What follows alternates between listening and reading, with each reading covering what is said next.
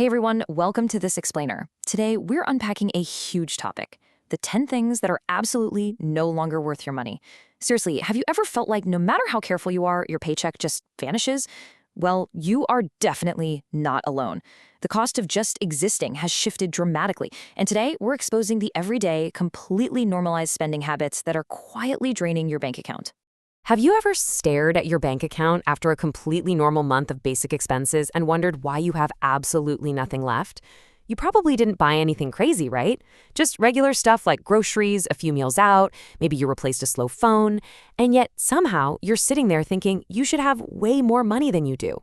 Well, the hidden truth is that a lot of the things we buy today just aren't worth the price tag anymore, but we keep buying them out of pure habit.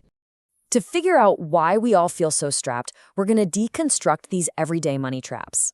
We'll look at where your money actually goes, the shockingly high cost of convenience, the illusion of status, the endless upgrade cycle, looking wealthy versus being wealthy, and finally, how to reclaim your financial future. All right, let's jump straight into part one. Where did your money go? The baseline cost of quote-unquote normal. Look, the real issue here isn't that you're out there buying yachts or mansions. You're probably just paying insane markups for basic everyday stuff just because we've all kind of accepted it as normal. The value proposition of everyday items has literally vanished right before our eyes, and we just blindly go along with it. Companies figured out they can charge way more, and we keep paying because we feel stuck. The result? We are just hemorrhaging cash on overpriced stuff without even noticing. Which brings us right to our second trap, the high cost of convenience. This is basically death by 1,000 cuts. Take food, for example. Fast food and casual dining used to be, quick, affordable meals. Now, they've morphed into literal luxury expenses, but the quality is exactly the same. Remember when grabbing a burger was just a few bucks? Those days are totally gone. You're now dropping $15 to $20 to eat mediocre food out of a greasy paper bag in your car. And sit-down places? A basic dinner for two is easily hitting $80 to $100. That's $100 gone in an hour for a meal you could have easily made at home for a fraction of the cost. Honestly, if you're struggling to build wealth, eating out is probably where a massive chunk of your cash is quietly vanishing.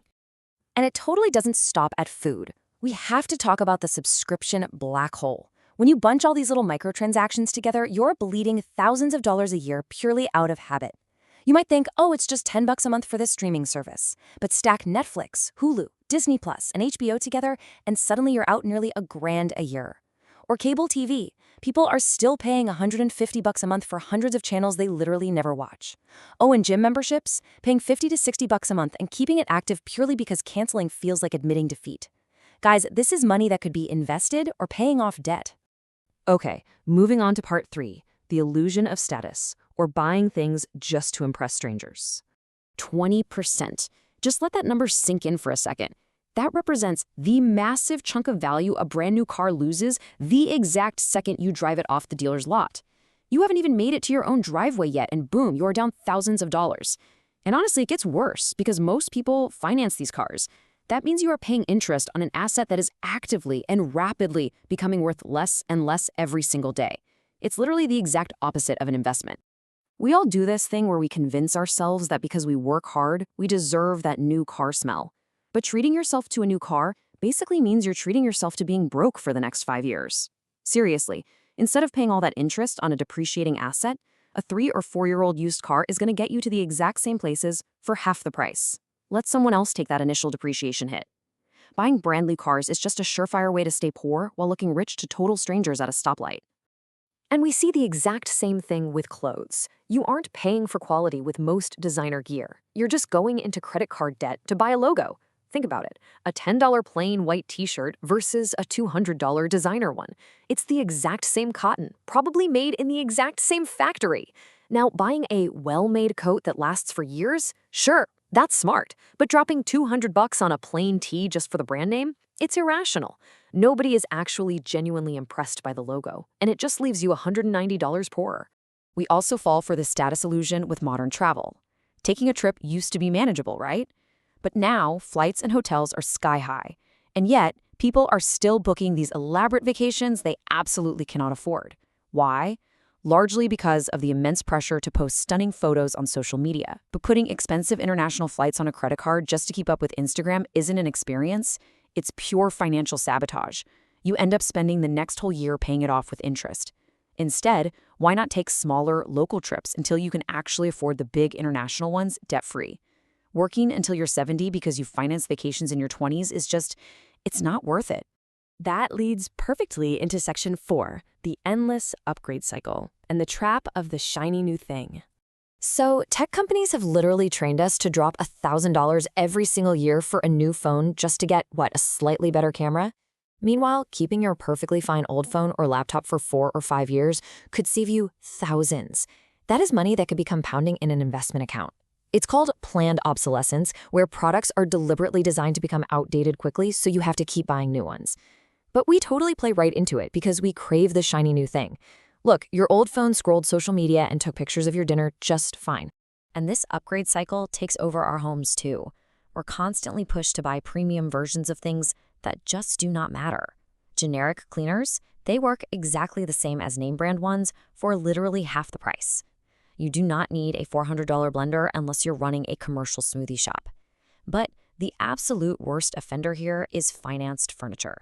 People are actually taking out payment plans and paying interest on a couch that is going to be stained and worn out in 5 years, all just to have a perfectly matching Instagram-worthy living room today.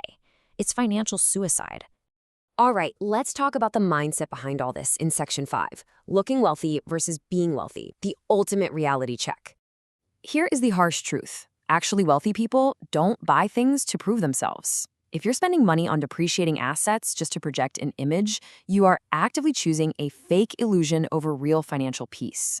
Looking wealthy usually comes from deep insecurity. It's the luxury cars, the designer bags, the massive debt. But being wealthy, that means having savings, investments, and actual peace of mind. You cannot do both. Every single dollar you spend trying to convince your neighbors you're rich is a dollar that isn't working for your actual future. So, how do we fix this? Let's jump into our final section, reclaiming your financial future and how to stop the bleed. Okay, here is your game plan. Step 1, I want you to track every single dollar for just 1 month. You will be absolutely shocked at how much is disappearing into things you don't even care about. Step 2, cancel the dead weight right now. Get rid of those extra streaming services and that gym membership you haven't touched since January.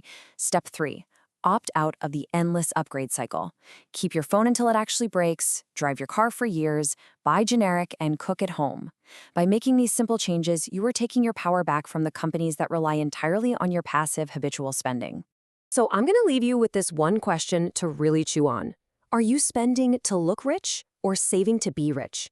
Because true respect comes from your character, not the brand of your handbag or the year of your car. Track your expenses this month, cut that dead weight, and start keeping the money you work so incredibly hard to earn. Make the choice today to build actual wealth instead of just an impressive social media feed. Until next time, keep learning, keep questioning, and go take control of your financial future.